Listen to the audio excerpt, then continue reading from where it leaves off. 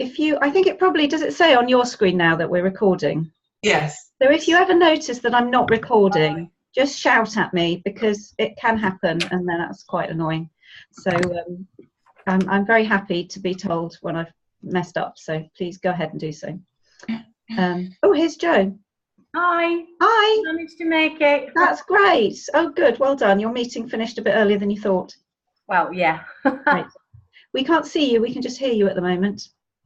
Have I done it now? That's it. There you are. There I am. Oh, great. So I was just saying that before we get started on looking at stories that we tell ourselves, I was just wondering whether anyone wanted to kind of share anything that had come up during the last week, or that had occurred to them about what we were talking about last week, or anything you noticed that looked a bit different, or just anything that you would like to share. I must admit, I found it helped filling out the balloons. It's almost like you can just see it all in an order, which I found helped. Mm-hmm. I must admit, I didn't realise that it was only through hearing other people talking about balloons, and I thought, oh no, I haven't done it. So, so I've done it, and module 2, and it made me realise it is important to do it.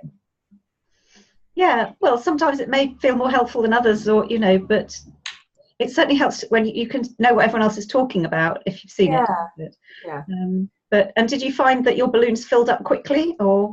Probably about just under 2/3 of filling it. So, because it made me realise that okay, there's work area, and that's mostly it, to be honest, that I want to work on, and it made me realise I'm actually okay in other areas. I'm quite happy in those. So, and much to my husband's delight, I've been doing more cooking. So what's brought that on? Why do you think you've been doing more cooking? Well, to be honest, it made me real, because he's always done the cooking, and he's very good at it. So it was just easier to let him, just for me to get on with other things while he was doing that. And it sort of made me realise, actually, I want to feed my family, and it made me realise that restricted bringing friends around, because it was down to him, if he would do the cooking. So it made me realise I want to nourish the family. So that's where it started, and much to his delight, and I'm really enjoying it. So, because he used to stand over me, so now he doesn't. Yeah, never good to be stood over. Yeah, but it's funny, isn't it, how we get stuck in just sort of thinking that something's, well, this is how it is, so this is how it's just going to be. Yeah. And then the moment you kind of look at it and you go, oh, well, that doesn't have to be that way. I mean, that's relevant to our stories as well. Story is, well, he's the one that's in charge of the cooking, and I can't get a look in, or whatever it is. Well, it started, I'm not going to blame my mum, because it's my choice at the end of the day, but growing up, you weren't allowed in the kitchen, and she would always, when she came out, she was always bright red, flustered, and so I thought, well, I don't actually want to go in the kitchen. So that's sort of where it came from. And then, but yeah, now I look at it entirely different, and it's more independent as well, and nourishing. So yes. Yeah, it's going well. So I'm That's quite great. happy. Good. As long as I've got a recipe, I'm happy. Everybody's happy, and your husband's delighted. Oh yeah. Anybody else got anything that they want to reflect on, or ask, or share about last week's? I watched the video again during the week, and I don't think I quite took on board what you were saying about the job and the big thing that I'm looking for. It didn't really go in, but watching the video I realised that actually I do get what you mean about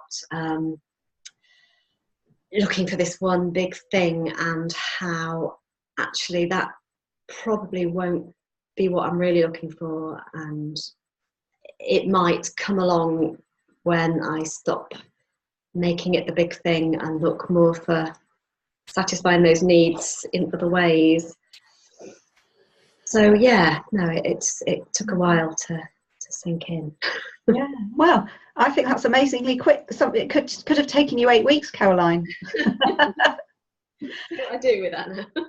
It's amazing, isn't it? It's not even that you need to look for it in other ways. It's just like being aware that it could creep up on you anyhow.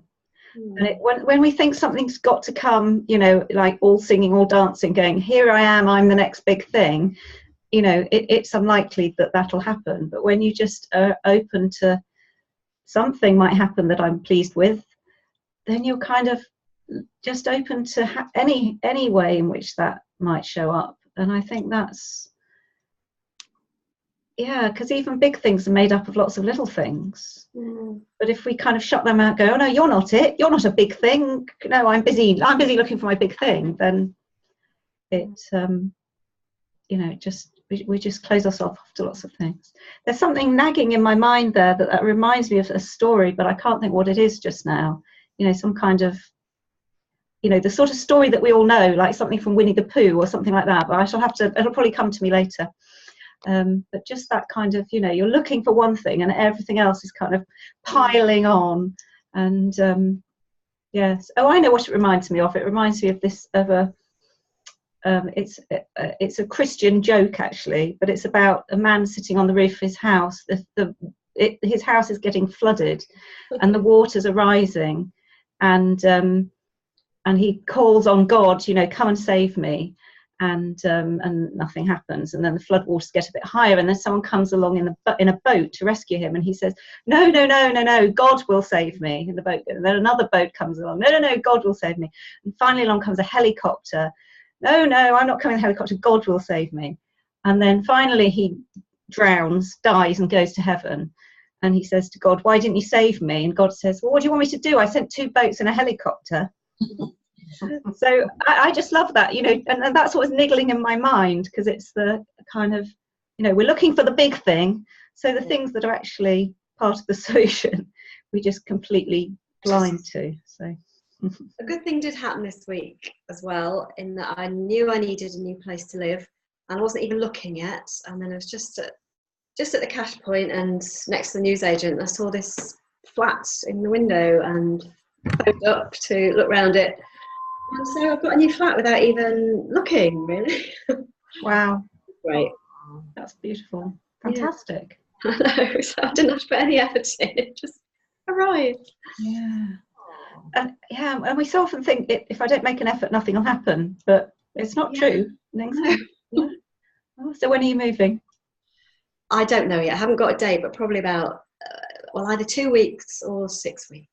Wow. Sort it out. Yeah, that's great. Oh, how interesting. It just happened. Anyone else want to share anything at this stage? Something happened this week which made me stop and take a reality check, I think, because not necessarily overthinking, but more of an accepting that life can, like you say, you're waiting for this big thing that you really want, and then life has a habit of knocking you sideways. And an acquaintance of ours had always wanted her own business in hospitality. She'd met a new partner, got business, 46, and had a bleed on the brain on Monday, very critical. And I think the one thing that she wanted has brought an inordinate amount of stress, and will either leave her very disabled, or if she pulls through. And you just think, well, that was something that she always wanted, but was it right for her? So I think about what you're saying about sometimes just being and seeing what turns up, rather than chasing a goal, perhaps is the way forward. Yeah, gosh, it's it's not to say that we can't go for stuff that we want, but it's when it becomes like we're doing it, we're pushing ourselves because we think it's going to kind of do something for us. I think that's the problem, and that's when you get the stress, isn't it? well, you know, I've got to do this, because if I don't, then it means I'm a failure. If I achieve this, then I'll be a success. If I do this, you know, then I'll really prove that I can set up my own business. Or, you know, that's kind of when it becomes a bit of a burden. Mm. And I mean, the figure is, you look at it and you think, God, life's so short. mm, So it can spiral you the other way as well. But yeah, it certainly brought it home that, yeah. you know. Well, you know what I kind of feel when I have that sort of life so short feeling is, you know, so I don't want to waste a moment of, you know, I don't want to spend my time going, oh yeah, it's when I've achieved that, then I'll be able to be happy, then I'll be able to really enjoy my life, because this is my life, you know, right now, and all the bits that I like and don't like, that's all my life. And the more I just get on board with that and just live it, you know, I think that to me is peace of mind. It's the kind of, I don't actually need anything else other than what I've got right now. This is what I've got right now. And, you know, I may have said this last time, that sometimes that sounds really unattractive to people, because it sounds a bit like, well, if I'm just satisfied with what I've got now, then how will I ever kind of get anywhere? How will I ever get a job that I like better, or, you know, set something up, or, you know, whatever it is, get a new flat? But it doesn't seem to work like that. It's the striving bit of, I need this thing, that makes us feel bad right now.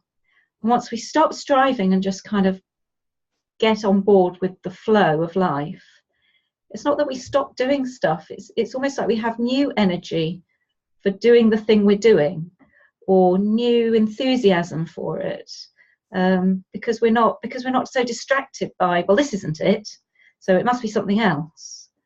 And yeah, it you know, it brings you back into, yeah, it's not that I don't want a new job, but I don't need it to make me okay. I'm okay now. And from that space, you can create a new job that is something I actually really want, rather than I'm just getting it out of desperation because I haven't got a job right now and I feel inadequate without a job. That's a very different kind of energy, isn't it? So, you know, like you said, Louise, it's that just settling in and going with the flow of life. Yeah. Anybody else? So I don't know whether, did you all have a chance to look at the video about stories that we tell ourselves? So if you didn't, again, it doesn't matter, but it just, you know, the more I reflect on that and the more I notice, the more I realise that, you know, kind of everything is a story, really. And that doesn't mean that, you know, nothing is what it appears, except that all I can really see is my version of the world, and the stories I tell about what I think is possible, what I think I need, what I think I have to achieve, or how I think other people should behave, or what's right and wrong, then kind of dictates how I go out into the world. So, you know, it's like we all know people who are, you know, everyone they meet seems to be out to get them, and they have a terrible experience wherever they go. And then other people who just, or, you know, my friend Becky always ends up on a train sitting next to the most interesting person on that train, so it seems. Well, that's not a coincidence. That's just because she's a really friendly and interesting person. And so she strikes up conversations with people, you know, so it's like what we are and how we expect the world to be. You know, if I think, oh, you know, I don't like sitting on a train close up to somebody else, then I'm all kind of frosty. I'm never going to meet an interesting person on a train. Whereas, you know, how I see the world, it dictates how I behave, and therefore how things happen. If I think some things aren't possible, I was talking to somebody this morning about, getting a job, and she was saying, well, when you're my age, she's sort of our sort of age, when you're my age, I've got all these qualifications, but I've been out of work for a while, so I can't go back in at the level I was at, but I can't, nobody will take you back there, but you can't go in at the level below because then you're overqualified, and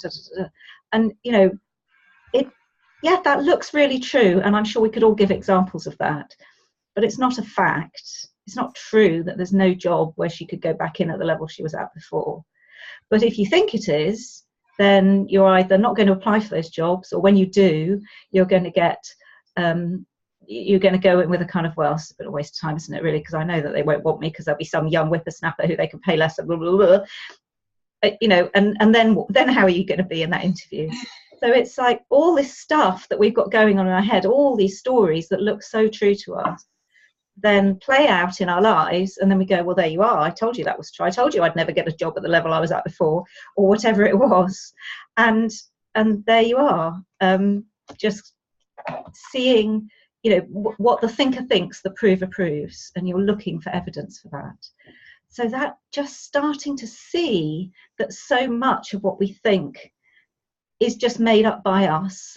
Well, it may have been made up by our parents and we just took it on from them, or people around us, or society, but wherever it's come from, it's a story. And the more that you can just be open to the fact of, oh, that looks really true to me, but could be a story, what if that wasn't actually true?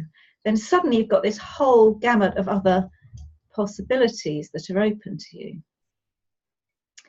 So I wonder what any of you kind of noticed or discovered in reflecting on that for yourselves, about stories that maybe you've been telling yourself, or or still do tell yourself, either that you kind of have thought, oh crikey, that's a story, or maybe some that you go, well, that's definitely not a story, that's just true. So I'm really interested to hear either kind. I find that I'm quite hard with myself. Quite hard, did you say? Yeah, quite harsh. I wouldn't speak to anybody else the way I speak to myself in my head. And it's more, well, I'll get things done because then I know it's done right, and I really push myself. And then I think, well, I don't want to depend on anyone else because people let me down. And then when I take a step back, I realise that actually I do have quite a few good, helpful friends, and I don't do everything by myself, but I'm really hard and push myself to just get on with it, do this, do that, sort of as if I need to force myself to do things, otherwise I just sit in a corner and never do anything. Yeah, that's interesting, and probably you've never kind of experienced what it would be like if you did actually stop forcing yourself, so you don't know whether you'd end up sitting in a corner. Exactly. but my experiences of lots of people who say the similar sort of thing is that there's no way that you're going to end up sitting in a corner, because the very fact that you're worried about that means you're the sort of person that would never do that. It's people who are kind of active and doey and just get on with stuff, that their worst nightmare is ending up like sitting on the couch watching Jeremy Kyle all day. It's like, no, so I've just got to keep busy, but you wouldn't. And it's a bit like, it reminds me of Caroline and her, I was just at the cash point and suddenly I saw this thing about a flat. And it's not like she was deliberately not doing anything, or, just things can just happen without us. Yeah, I think I must be a bit of a control freak, maybe. But it's a powerful story, isn't it? If I'm not hard on myself, then I won't get anything done, or I won't do well enough, or, the world will stop turning in some way. And I would never speak to anybody else as harshly as I speak to myself. And so this year I've promised myself that I'm going to talk to myself in a kinder way, to encourage myself to do things, as opposed to saying, come on, you've got to do this, you've got to do this. So I have started doing that, and I do feel more relaxed by just being kinder to myself with the way I speak to myself in my head. Yeah. you know, which kind of comes from the realization that it's not actually working somehow. You know, why do you talk to yourself harshly? Well, you said because you think otherwise you won't get anything done. So presumably it seems that talking to yourself harshly makes you do stuff and makes you do stuff better. Would that be accurate? I think that's what I think, but Yeah. I'm realising that that's not the truth. And actually talking nicer and kinder to myself, I feel a lot better about that. You know, Yeah. I think, yeah, that's nice, talking to yourself in a positive way and a bit more encouraging as opposed to rush. Yes. Because you know, the kind of, if you follow it through, so you talk harshly to yourself because you think it'll make, you know, you told yourself it'll make you do better and, you know, and get stuff done. And why do you want to do better and get stuff done? Well, presumably because then you'll feel better about yourself. Well, what if you could just cut out the middleman and just say, I'll just feel better about myself. I'll just be kind of, you know, that's basically what you're doing, isn't it? Because I have this thing that I don't want people to think I can't cope. So I don't want people to think, oh, look at her, she's not doing well, is she? And it's like, yes, I'm fine, thank you. And Yes. just get out and do things. And what if people did think you couldn't cope? I wouldn't like that at all. It's just not in me. No, I don't want to look like I can't cope with anything. Well, so the kind of assumption in that is that because people, you know, so when we say people, you know, so you might do something and, you know, one person or a couple of people might think, oh, she can't cope, she's hopeless, or whatever they think. The assumption then is that that's true, that because they think that, it's therefore true. But of course it isn't, because there might be 100 people out there who think, well, she's doing a good job, and then there's a couple who think you can't cope. I mean, it's those are the ones you sometimes hang on to. Yeah. And again, it's because, you know, there's an internal story going on. You know, it's almost like, I sometimes think it's almost like we've got you know, like guitar strings inside us, and, you know, that are certain things, and if somebody plucks one of those, it's like, whoa, we're off. But, you know, other things they can say to, like, water off a duck's back. So one of yours is I can't cope, and there's this little voice in you that's just suspicious that maybe you're not coping properly, and so you're looking out there for evidence of it. And as soon as, you know, one person in 100 says, or even probably they just kind of raise an eyebrow slightly, and you think, she thinks I can't cope. So it's like, you know, this is the thing, it's all coming from inside of us. It looks like it's because that person disapproves of us, thinks this dreaded thing that nobody must ever think about us. But quite possibly they don't even think it. Yeah. And even if they do think it, they've made it up from somewhere. You know, it may not be, you know, it doesn't make it true.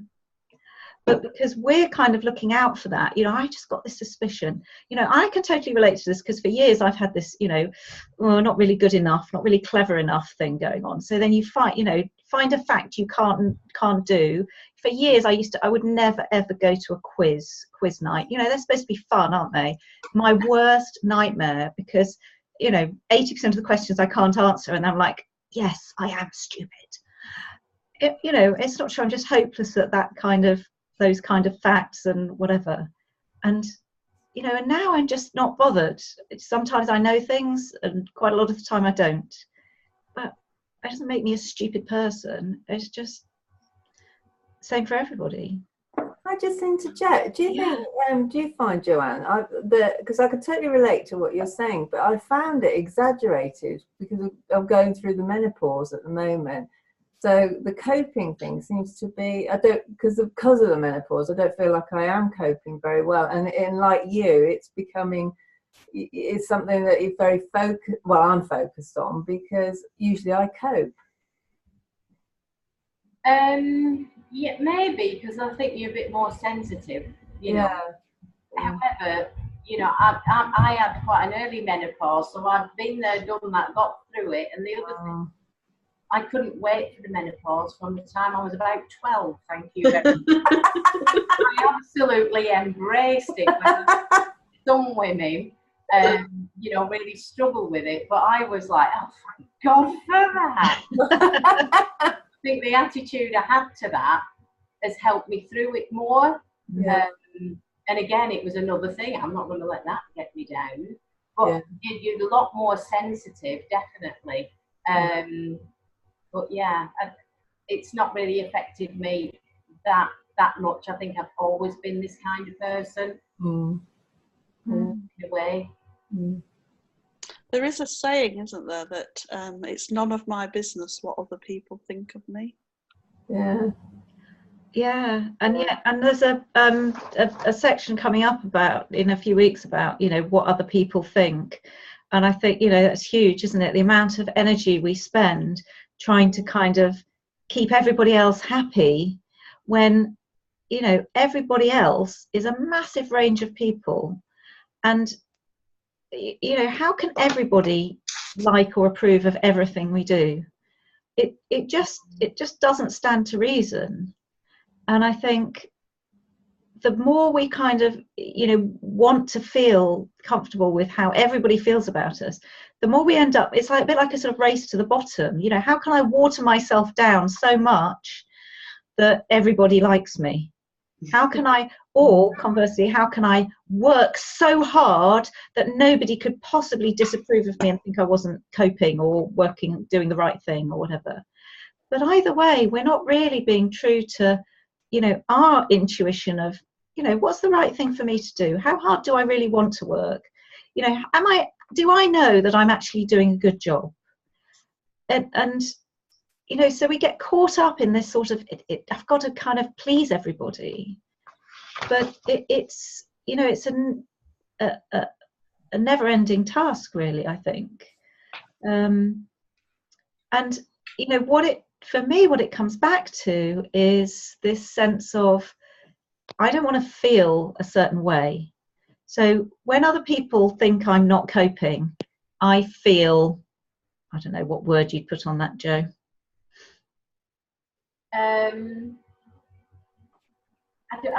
I feel like I'm being judged, and I don't like that. Or anyone, if anyone makes a critique about anything, it's like almost like a little personal dagger, and it's sort of like, oh, I don't want anyone to find any faults with me or something like that. Yeah. So yeah, I can relate to that. I was sort of like, yeah, like daggers going to you. Okay, so obviously, oh, that one got me. You don't want to feel a dagger going into you. Yeah. So to avoid feeling a dagger going into you, you'll do all this other stuff, you know, like desperately trying to, you know, please everybody and get everything right. And to the extent that, you know, and that's often how people get very stressed and anxious, and, you know, so all sorts of other uncomfortable feelings are going on inside of us to avoid this one feeling that we've decided, I can't feel that. I'm not prepared to feel that. But what if you could just feel it? And I really think this is the kind of the secret to the whole thing is, if you're not afraid of your feelings, then actually you can do anything. And feelings just come and go, and they're not telling us anything about, you know, your feeling of they think I'm useless, or they think I'm not coping, isn't telling you anything about whether you're coping or not. All it's telling you about is what you're thinking in that moment. And tomorrow or in 10 minutes time, you'll be thinking something different and you won't be feeling that anymore. So, you know, just being willing to feel crap sometimes for like 5 seconds is incredibly powerful in freeing yourself in life to just do what you want to do. And, you know, my son was saying this to me the other day, because he's doing the ski season cooking in the Alps, and he has to cook a meal for people, a 4-course meal every night, and then gets a new family every week. And, you know, he's only 18, so it's all been a bit kind of a roller coaster. And he was saying, but I still feel nervous every Friday before my new family comes. I still feel really nervous, and I wish I didn't. And not everybody seems to feel that. And I was like, don't worry about it. Just feel nervous, because we all know that by Saturday afternoon, when you've met them and they're nice people, that you feel fine again. He's like, well, yeah, that's true. So what if you feel nervous every Friday? Because the moment you kind of go, oh, okay, it's all right to feel nervous on a Friday, then you haven't got to feel nervous on a Thursday about the fact you're going to feel nervous on a Friday, and feel nervous on a Wednesday about the fact that, oh my God, it's Thursday tomorrow, and then on Friday, it's just not a thing anymore. Do you see what I mean? All the sort of compensating that you then do to kind of try and avoid this feeling is just really, really unhelpful. There's this lovely quote, actually, I have above my desk, which is from a guy called Sid Banks. That I may have said this last week, because I say it a lot, which is, if the one thing people learned was not to be afraid of their own experience or their own feelings, that alone would change the world. Because we're so busy trying to manage our feelings that we're kind of doing all this stuff, juggling everything. If we just feel, sometimes we feel fine, sometimes we feel miserable, sometimes we feel happy, sometimes we feel sad. And that's the natural way of things. But we've kind of been told, I think society increasingly is trying to tell us, well, what you're really aiming for is to feel happy all the time. And if you don't, you need to work harder at it. Well, I think therein is the source of massive amounts of mental distress and mental health issues, is that I feel bad and then I think there's something wrong with me. No, that's just normal. That happens to all of us. And the more I think about the idea that feelings are always the result of a thought, and that you can, or should, or whatever, take more control of your thoughts so that they don't lead to these feelings. Do you think feelings can well up anyway? I think feelings are the result of thought, not even necessarily conscious thought, but I don't think that means that you have to take control of your thoughts, because I don't think you can take control of your thoughts. I mean, there are all sorts of positive thinking-y techniques and stuff out there, and it might be helpful to a point, but it's another thing that you've got to work on and do. Yeah. And I think it's another thing, therefore, that's getting you away from your natural mechanism of, ups and downs. And basically, we've got a kind of self-correcting mechanism. So, Caroline, I think it's not that because feelings result from thought, therefore we need better thoughts. Because if you can feel, if that's all they are, if they're not telling us, oh, therefore you are useless because you're thinking it, or therefore you do need to worry because you're feeling anxious, therefore it must be true that thing is worth worrying about. No. If you know that it's just something that happens to you because you've got some noisy thinking going on right now, then maybe you don't actually have to do anything about it. And what I notice is the less we try and get involved, it's a bit like, sort of sticking a spanner into the machinery. The less we try and do that and fix the feelings we've got, the more they just become part of the kind of background of our life, rather than, oh my God, I'm feeling that thing again. Like Lawrence and his cooking. I feel really nervous on a Friday. Well, if you're just like, oh yeah, Friday, feeling nervous today, never mind, I'll just go skiing anyway. It's not a problem. But if you're sitting at home going, I need to get rid of these nervous feelings, then it becomes a problem. I guess the thought is not to be afraid of feelings. That's a thought. Yeah. And everything we kind of talk about here is what will make things change in your life is insight. So it's not kind of like, oh, I've got it, I need to think not to be afraid of my feelings. It's when something kind of makes sense to you, you'll just do it, or you'll just stop doing it. So, at some point this happens to me. I still get totally caught up in stuff sometimes, and I'm like, oh no. But what I've learned is that when I'm doing that, I much more quickly go, oh, the fact that I'm getting all worked up means that I'm I'm overthinking something and I'm feeling really uncomfortable. So stop trying to fix it. Stop trying to kind of sort out the thing that's going on in my head. Take a step back and just let things settle. And that's not to say that sometimes there isn't something that needs doing, but doing it from the I need to do something place, it's hard to find sensible right thing to do. But when you step back, it's like, oh, actually, maybe this, something new can come through. But we've so learnt that it's all about, I've got to think my way to a solution. We kind of get in the way of the self-correcting system. A bit like your picture, isn't it, with the view, the man looking at the field and the dog, and Yes. what was the dog's mind, what it Yes. reminded of. Yes, I love that picture. I don't know if everyone's seen it. There's a little stick man walking along with his dog. It's why your dog is happier than you. So in the picture is literally a man, a dog, a tree, and a sun, isn't it? Yeah. And in the dog's little thought bubble is a man, a dog, a tree, and a sun. Yeah. And in the man's thought bubble is like loads of stuff, like the post and the emails and the mobile phone and the this and the that and the children so if you're just experiencing what you're experiencing, life is surprisingly simple. Make a note of that. So does anybody else want to say something about any stories that they discovered, or anything that maybe doesn't look like a story? Louise, that's it, you were muted.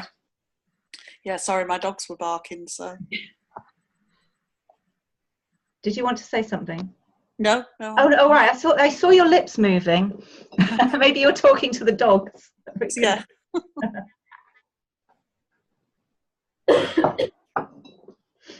Anybody else noticed any stories? I had a look. I didn't look at it until today, and the thing I found, I've just discovered that probably my drainage is completely broken and I'll have to be replaced. I'm not in the best of moods, but the more I thought about these stories, the more they went back, years back to your sort of childhood. So in that way, there's just so much, potentially it becomes overwhelming to get back to that, because they're all interlinked, So to unpick them, I don't mean anything awful, but just, the way these things are, that, starts with maybe a parent and works on from there. So really to unpick them, I think probably takes quite a lot of, time just to let it sort of settle, and, maybe you can just draw things out eventually. Yeah, well, in that sense, it's a bit like the balloons last week, that, what if you don't actually have to unpick them? Because if they're stories, then you just don't actually have to take them seriously anymore. Now, I'm not suggesting that you just suddenly go, oh, my whole life's a story, clean slate, start again. That's pretty unlikely, I think, although I think that's what they call an enlightenment experience, when everything kind of drops away and you think, whoa, I made the whole thing up. But that's never happened to me. But just being open to the fact that all the stuff that I thought just was fixed and definite and unchangeable is actually up for grabs. Anything is possible. So you don't have to then go back and unpick all of what I've always thought was true. It's just, once you start to say, okay, so everything that I find unhelpful in my life, maybe there's another way of seeing it. And it's that kind of openness, I think, that just, can allow something new to come through. So rather than saying, oh, that was a story, but where did it come from, and how does it work, and where does it play out in my life? And, that's hard work. But just saying, oh, well, yeah, next time I'm struggling with something, maybe I'll see a different way of viewing it if I you know, I'm just willing to let go of the tight hold I've got on, but this is how it is. Does that make sense? I certainly think it's useful to look at what we decide are these stories, you know, or to view them, and then I think you were saying earlier, step back and just look at them, you know, from a more subjective stance. Sorry, objective. Because then it's like it's somebody else and it's not you. And then I think it's usually easier to look at other people's situations rather than your own. I think that's helpful.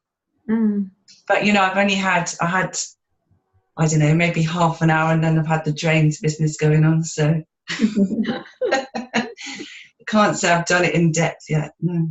Yeah, no, that's absolutely fine. But, you know, I'm interested in your experience of your drains as well, because because I'm at a distance, so I don't have to smell them, so I can just talk about them. That's okay. Yeah, I was thinking of sitting outside, but you know, you could have seen it then. Yeah. You know, because again, I mean, it's horrible, isn't it? If you think the whole thing's got to be replaced and it's a massive job and this, that, and the other, you could get really kind of worked up and stressed about that, because, you know, and no doubt it's going to cost a lot of money, and, you know, this whole thing.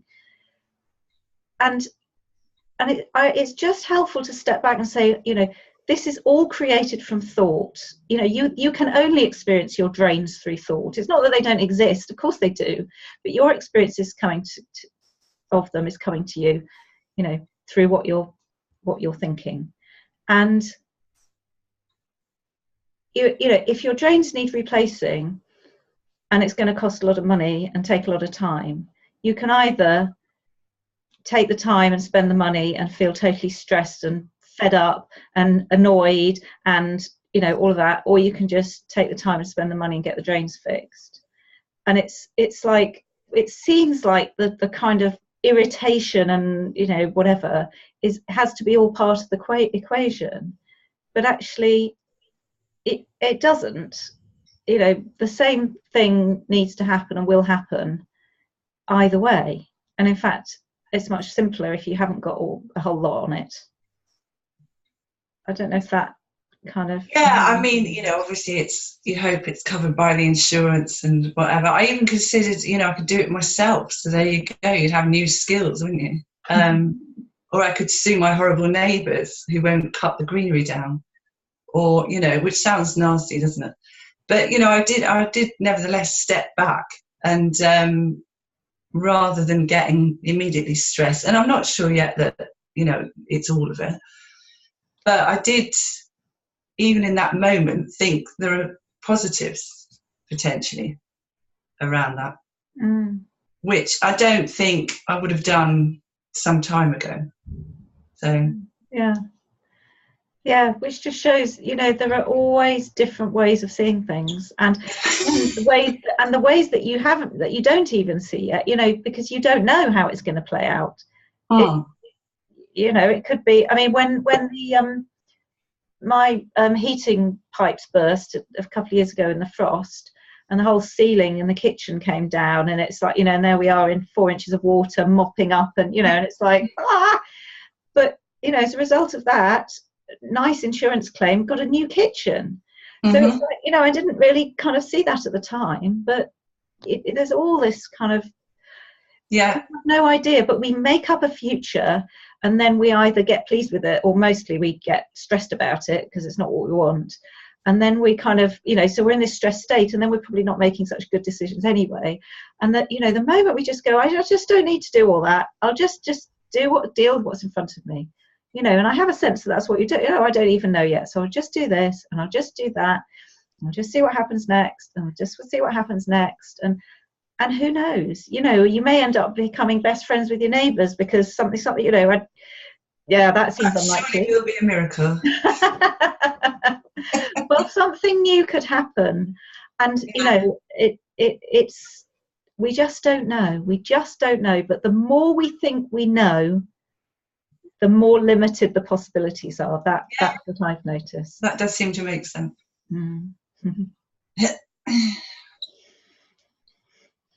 Anybody else?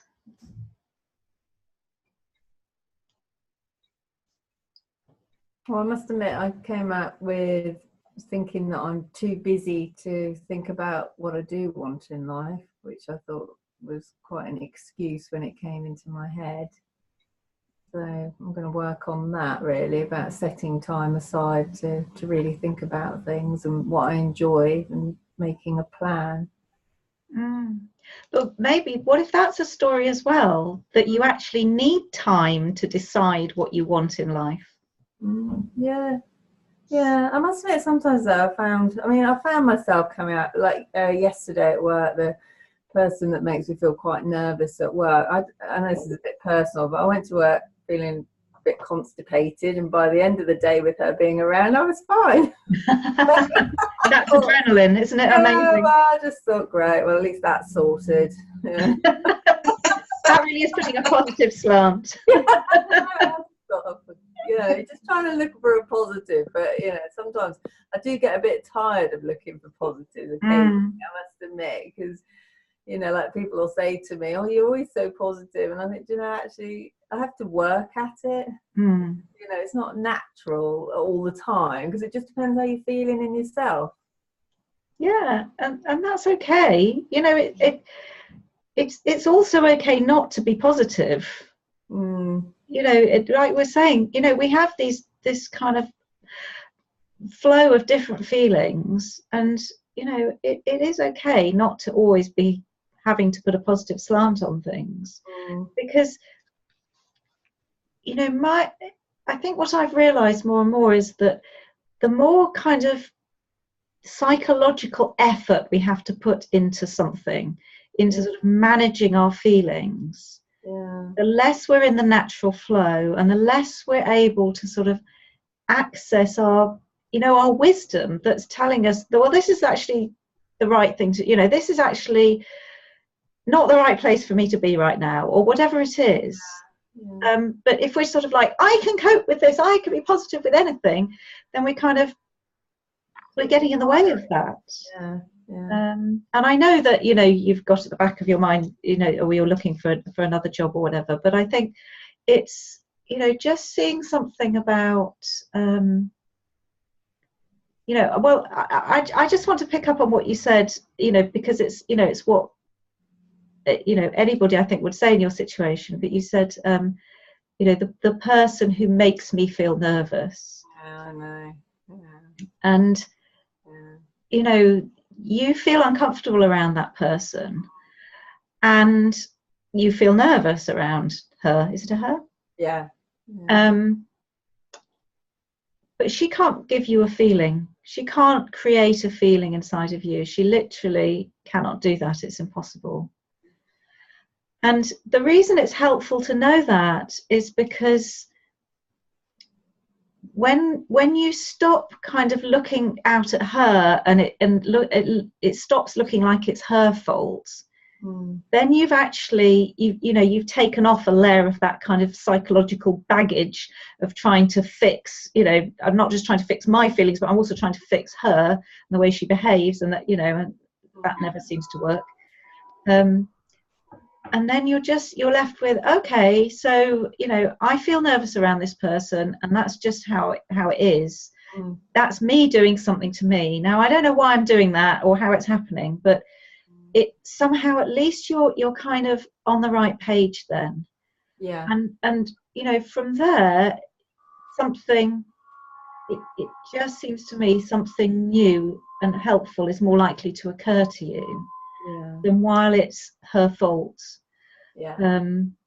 Oh no, I don't blame her at all. It's that she is the way she is, and I'm allowing her to get to me. So I'm well aware of that. It's just sometimes it's just hard it's tiring, so to be perfectly honest, to try and keep yourself beyond it.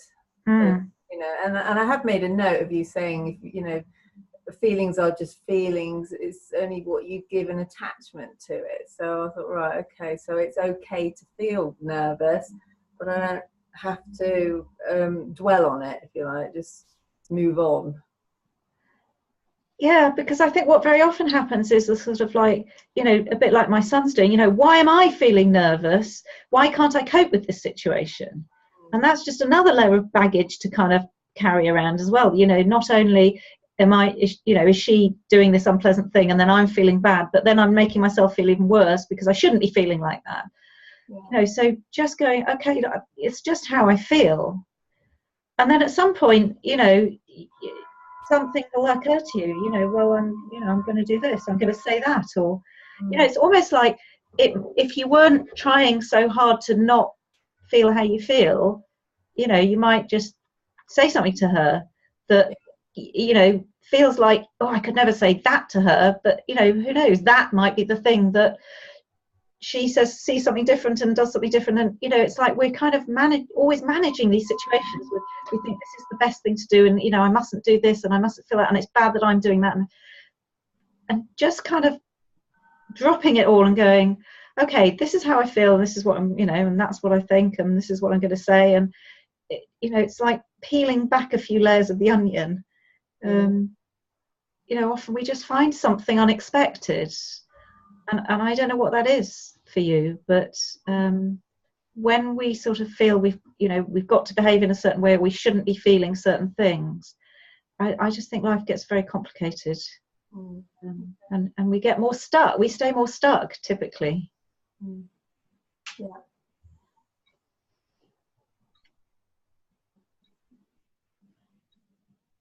Anybody else?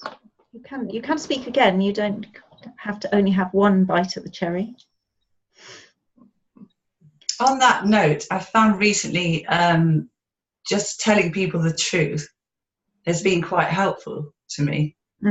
So rather than, so I've got a friend, for instance, who ongoing, we've had ups and downs, and from the outset, I think she resented me because I went out with an ex of hers, blah, blah, and that's over 30 years ago.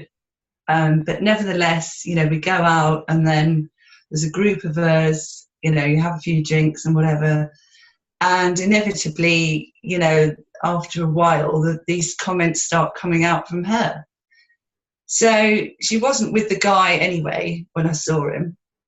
It's over 30 years ago. As far as I'm aware, I've done nothing in the meantime that could cause any, you know, issue. But nevertheless, there's this thing inside, it seems to me, inside her. Anyway, I haven't had anything to do with her since the last time I saw her, and she was just bitching away and whatever. And she sent me a text saying, am I still her friend? So I just sent one back saying, well, it's up to you, and just explained what, from my perspective, you know, what she'd done. So then she sent me 4 texts in quick succession, which I haven't replied to. But whereas before I might have tried to just skim over it or, you know, avoid it, I just thought, well, I just can't be bothered now. You know, I'm getting too old to, you know, either we get on, you know, we find a way for it to work, or we don't, you know, simple as that. Yeah. So, and I'm finding that in other areas of life with people, that I'm just being more honest. I've never been good at lying anyway, or kind of covering up. And, you know, what's the worst that can happen? You know, I know in a work situation, it can be different. But then it comes back to this idea that there's probably nothing beyond that, or, you know, you've got to hang on to that because, you know, there's no sense of, you know, any sense of security or another job or whatever beyond that. But, you know, there is. I mean, I had an experience years and years ago when my dad was dying of cancer. We had this awful woman who ran the business unit that I was working in. And she would pick on everyone, but she picked on me in particular. And in the end, she was basically trying to get rid of me from the business unit. You know, saying my work wasn't good enough and all the rest of it. But in the end, my dad died. And in that 2 weeks of compassionate leave, I went and got another job. So the whole thing kind of moved on. Which, you know, doesn't sound ideal, but actually it worked out. So well, that's just an example of, you know, how things change, I suppose. Yeah. It's funny actually hearing you say it doesn't sound ideal, because it, you know, that reminds me that we have this sense that I've got to sort things out, as in I've got to make this horrible person nicer, or I've got to make them see how mean they've been to me, and you know, I've got to kind of, you know, but what if sorting it out is going to get another job? You know, that's as much solving that issue as anything else. In fact, it's probably a wiser way to do it, because as we've said, it's very hard to change other people. Well, either that, it was hang on and go through a whole process of constructive dismissal, and That just didn't make sense to you. Joined the union for that reason, you know, typically, which would have just been a nightmare. Yeah. And you know, a complete stress, added stress to what was already going on anyway. So it was probably the best outcome for me anyway. Yeah. Yes. Yeah, and you know, going back to what you were saying about your friend and the, you know, being honest and saying the truth. You know, I think we don't do that because I think what we, you know, this has been my experience, is that we sort of don't say, and we don't say, and we don't say, and then suddenly we go, oh, for God's sake, and it all comes flooding out. And you know, and then we sort of say something we regret, and it, you know, and it all goes wrong. And so then we kind of think, oh, right, it's not good when I say what I think. But that's not true. It's not good when I don't say what I think for a long time and then I say what I think. So actually, saying what I think as I go along in a constructive way usually is helpful. And it's because we don't do that we end up splurging a whole lot that kind of gets us into trouble. And the other thing that occurred to me about your friend is, you know, what stories has she been telling herself about you for all these years? Because that's what she's been staring at, not you.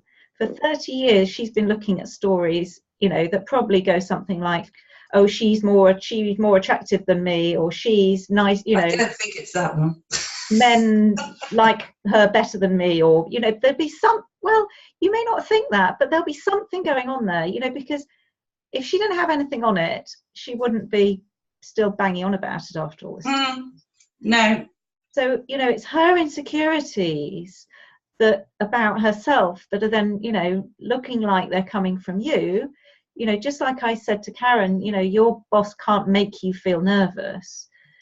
You can't make her feel insecure, but she somehow thinks that you can, because she's got these uncomfortable feelings when she's around you, and she's always thinking about this thing, so she comes out with bitchy comments. But that's not you doing that. You know that absolutely, that's not you doing it. It's interesting because she said that about her own insecurities in one of her texts, so she's aware of it, but you know, clearly can't get over it. So well, just be interesting to see what happens next. Yeah. Again, it's when you know, rather than trying to kind of unpick the problem and do, you know, something with it right now, is to kind of step back from it and go, oh yeah, this is interesting. You know, this is interesting how, you know, story meets story, and then we kind of have this relationship that, you know, obviously what's happened for you is you've realized, you know, I don't want this kind of fake relationship where we sort of call ourselves friends, but all she ever does is say horrible things. You know, what's the point of that? And so it's like you've kind of come out from behind the mask of, you know, well, I'm just going to pretend I'm your friend, and said, no, actually, this is how I am, and this is how I want it to be, and either you meet me here or I'm not really interested. When you get back in touch with that, you know, this is who I really am. Now, what about you? It's amazing how that, you know, helps other people to do the same. So, you know, just watch this space and see what happens next.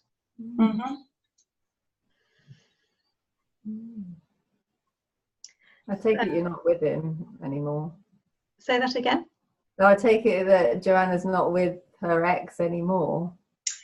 No, I mean, this was a guy that I met him on a plane on a one-way ticket to America because I had to escape the situation I was in when I was 19. And we travelled together. I mean, we had a really brief sort of liaison, but that was it. So it wasn't even, you know, we are still friends, and she is with him, and he's now been married for ages, and you know, so they're part of a bigger group of friends. But I mean, it wasn't really anything to start with, to be honest. So that's the thing, it's just even more ridiculous. But. And isn't that so interesting? Because, you know, that's a really lovely place to kind of round this off. You know, she's got some massive story going on about this thing that happened, you know, that for you was totally insignificant. But, you know, you know that, but she can't see that because she's made something up in her head, and now she's behaving as if that's true. And that's what we're all doing about different things. And this is lovely to see it from this other side. That it's just like, what is she on about? There's nothing there. There's literally nothing there. And yet he's managed to spin it out over 30 years, and goodness knows how many bitchy interactions with you. You know, that just shows how incredibly unhelpfully creative we can be with our stories. And, you know, it's just really interesting to kind of see that and think, wow, I wonder where I'm doing that. Because for sure we all are, you know, in things that we say about ourselves, but, you know, other people, you know, what about the other people in our lives that we think, oh yeah, that person said this and that means they think that, you know, that may have happened quite some time ago, or, you know, any time. But, you know, when something comes out of my mouth that I mean totally harmlessly, I have no idea what somebody's going to do with that. And they might make up a whole big story about it that was never true. And I'm doing that too. So I had this supervisor at when I was doing teacher training. The first lesson of mine that she observed, she sat at the back of the room and she kind of looked like this sort of disapproving squint at me the whole lesson, and I just felt awful, and you know, it really felt like she was making me feel insecure, and I was all over the place. Anyway, I was thinking, oh, what's she going to say? She thought my lesson was so rubbish. Oh, it's awful. Oh no. Anyway, we got to the end of the lesson, we sat down for the debrief, and she said to me, oh, I'm really sorry, I forgot my glasses and I couldn't see properly, so I was had to be squinting. I was like, oh. So that was a whole load of wasted effort, being worried. You know, I just made the whole thing up. And, you know, you could say, well, it sounds reasonable, you had some evidence, but, you know, I literally made it up. So it's just fascinating once you start to see how much of the time we're doing that. So I encourage you to look out for that this week. And, you know, as I say, it'll be ongoing throughout. Just as you start to notice, you know, more and more stories in your life. So I'm going to have to go now. Yeah, well, I think we're finishing there. So yeah, thank you very much, everybody, and I'll see you at the same time next week. Thank you. Bye. Bye for now. Bye.